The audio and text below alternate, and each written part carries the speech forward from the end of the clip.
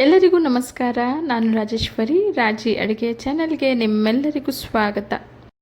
ಇವತ್ತಿನ special recipe ಎಲ್ಲರ favourite starter ರೆಸಿಪಿಯಾದ gobi manchurian ಹೇಗೆ ಮಾಡೋದು ಅಂತ ನೋಡೋಣ. ರೆಸ್ಟೋರೆಂಟ್ಗಳಿಗೆ ಹೋಗಿದ ಕೂಡಲೇ ಫಸ್ಟ್ ನಾವು ಆರ್ಡರ್ ಮಾಡೋದೇ ಈ ರೀತಿಯಾದ ಸ್ಟಾರ್ಟರ್ ರೆಸಿಪಿಗಳನ್ನು. ಹಾಗಾಗಿ ಇವತ್ತಿನ ವಿಡಿಯೋಲಿ ಮನೆಯಲ್ಲೇ ಸುಲಭವಾಗಿ ರುಚಿಯಾಗಿ ಹೇಗೆ ಮಾಡೋದು ಅಂತ ನೋಡೋಣ ಬನ್ನಿ.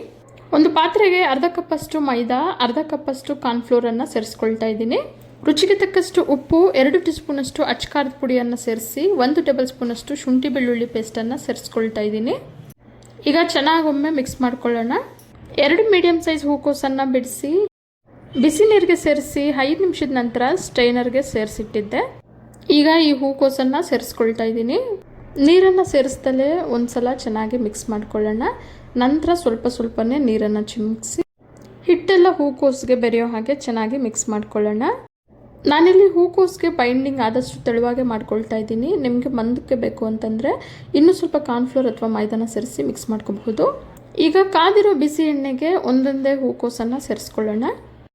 ಎಣ್ಣೆಗೆ ಎಷ್ಟು ಹಿಡಿಸುತ್ತೋ ಅಷ್ಟು ಹೂಕೋಸನ್ನು ಸೇರಿಸಿ ಮೀಡಿಯಮ್ ಫ್ಲೇಮಲ್ಲಿಟ್ಟು ಡೀಪ್ ಫ್ರೈ ಮಾಡ್ಕೊಳ್ಳೋಣ.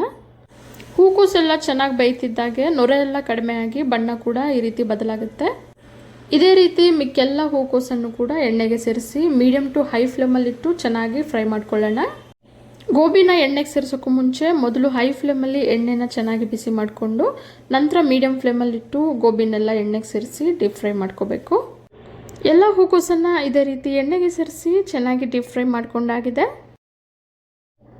ಈಗ ಕಾದಿರೋ ಬಿಸಿ ಕಡಾಯಿಗೆ 1 ಟೇಬಲ್ ಸ್ಪೂನಷ್ಟು ಎಣ್ಣೆನ ಸೇರಿಸ್ಕೊಳ್ತಾ ಇದ್ದೀನಿ.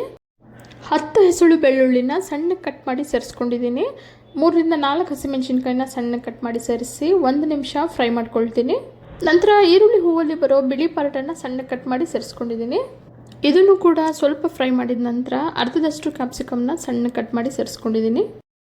ಈಗ ಕ್ಯಾಪ್ಸಿಕಮ್ನು ಕೂಡ 30 ಸೆಕೆಂಡ್ ಫ್ರೈ ಮಾಡ್ಕೊಳ್ಳೋಣ. ಗ್ಯಾಸನ್ನು ಲೋ ಫ್ಲೇಮಲ್ಲಿಟ್ಟು 1 ಟೇಬಲ್ ಸ್ಪೂನಷ್ಟು ಸೋಯಾ ಸಾಸ್, 1 ಟೇಬಲ್ ಸ್ಪೂನಷ್ಟು ವೆನಿಗರ್ನ ಸೇರಿಸ್ಕೊಂಡಿದ್ದೀನಿ. ನಂತರ 2 ಟೇಬಲ್ ಸ್ಪೂನಷ್ಟು ಟೊಮೆಟೊ ಕೆಚಪ್ಪನ್ನು ಸೇರಿಸಿ 1 ಟೇಬಲ್ ಸ್ಪೂನಷ್ಟು ಸೆಜ್ವಾನ್ ಸಾಸ್, 1 ಟೇಬಲ್ ಸ್ಪೂನಷ್ಟು ಗ್ರೀನ್ ಚಿಲ್ಲಿ ಸಾಸನ್ನು ಸೇರಿಸಿ 1 ಟೇಬಲ್ ಸ್ಪೂನಷ್ಟು ಕಾರ್ನ್ಫ್ಲೋರನ್ನು ಅರ್ಧ ಕಪ್ ನೀರನ್ನು ಸೇರಿಸಿ ಚೆನ್ನಾಗಿ ಮಿಕ್ಸ್ ಮಾಡಿ ಸೇರಿಸ್ಕೊಂಡಿದ್ದೀನಿ. ಚೆನ್ನಾಗಿ ಮಿಕ್ಸ್ ಮಾಡ್ತಾ ಮೀಡಿಯಮ್ ಫ್ಲೇಮಲ್ಲೇ 1 ನಿಮಿಷ ಫ್ರೈ ಮಾಡ್ಕೊಳ್ಳೋಣ. ಈಗ ಇದಕ್ಕೆ ರುಚಿಗೆ ತಕ್ಕಷ್ಟು ಉಪ್ಪನ್ನು ಸೇರಿಸಿ ಚೆನ್ನಾಗಿ ಮಿಕ್ಸ್ ಮಾಡ್ತಾ ಮೀಡಿಯಮ್ ಫ್ಲೇಮಲ್ಲೇ 1 ನಿಮಿಷ ಬೇಯಿಸ್ಕೊಳ್ಳೋಣ. ಕಾರ್ನ್ಫ್ಲೋರ್ ನೀರನ್ನು ಸೇರಿಸಿದ ನಂತರ ತೀರಾ ಗಟ್ಟಿ ಅನಿಸಿದ್ರೆ ಸ್ವಲ್ಪ ನೀರನ್ನು ಸೇರಿಸ್ಕೋಬಹುದು. ಈಗ ಇದಕ್ಕೆ ಫ್ರೈ ಮಾಡಿಟ್ಟಿರೋ ಗೋಬಿಯನ್ನು ಸೇರಿಸ್ಕೊಳ್ಳೋಣ. ಗೋಬಿ ಸೇರಿಸಿದ ತಕ್ಷಣ ಫ್ಲೇಮನ್ನು ಹೈ ಫ್ಲೇಮಲ್ಲಿಟ್ಟು ಸಣ್ಣಗೆ ಹೆಚ್ಚಿರೋ ಸ್ವಲ್ಪ ಕೊತ್ತಂಬರಿ, 1 ಕೈ ಹಿಡಿಯಷ್ಟು ಈರುಳ್ಳಿ ಹೂವನ್ನು ಸಣ್ಣ ಕಟ್ ಮಾಡಿ ಸೇರಿಸಿ ಚೆನ್ನಾಗೊಮ್ಮೆ ಮಿಕ್ಸ್ ಮಾಡಿ ಗ್ಯಾಸ್ ಫ್ಲೇಮನ್ನು ಆಫ್ ಮಾಡ್ಕೊಳ್ಳೋಣ. ಬಿಸಿಯಾಗಿ ಈ ಗೋಬಿ ಮಂಚೂರಿಯನ್ನ ಮನೆಯಲ್ಲೇ ನೀವು ಕೂಡ ಮಾಡ್ಕೊಳ್ಳಿ. ಹಾಗೆ ನಿಮ್ಗೆ ಹೇಗೆ ಬಂತು ಅಂತ ಕಮೆಂಟ್ ಮುಖಾಂತರ ತಿಳಿಸಿ. ಸಂಜೆ ಆದರೆ ಸಾಕು, ಈ ಚಳಿಗಂತೂ ಬಿಸಿಯಾಗಿ ಏನಾದರೂ ತಿನ್ಬೇಕನ್ನಿಸ್ತಾ ಇರುತ್ತೆ. ಹಾಗಾಗಿ ನೀವು ಕೂಡ ತುಂಬಾ ಸುಲಭವಾಗಿ ಇವತ್ತು ನಾನು ತೋರಿಸಿರೋ ವಿಧಾನದಲ್ಲಿ ಗೋಬಿ ಮಂಚೂರಿಯನ್ನ ಮನೆಯಲ್ಲೇ ಮಾಡ್ಕೋಬಹುದು. ಸರ್ವ್ ಮಾಡಬೇಕಾದ್ರೆ ಸಣ್ಣಕ್ಕೆ ಹೆಚ್ಚಿರೋ ಈರುಳ್ಳಿಯನ್ನು ಈ ರೀತಿ ಮೇಲೆ ಸ್ವಲ್ಪ ಸೇರಿಸಿ ಕೊಡಿ. ತಿನ್ನೋದಕ್ಕೆ ತುಂಬಾ ಚೆನ್ನಾಗಿರುತ್ತೆ. ಇವತ್ತಿನ ಸ್ಪೆಷಲ್ ರೆಸಿಪಿ ನಮ್ಮೆಲ್ಲರ ಫೇವ್ರೇಟ್ ಗೋಬಿ ಮಂಚೂರಿಯನ್ ನಿಮಗೆಲ್ಲ ಇಷ್ಟ ಆಗಿದೆ ಅಂದ್ಕೊಂಡಿದ್ದೀನಿ.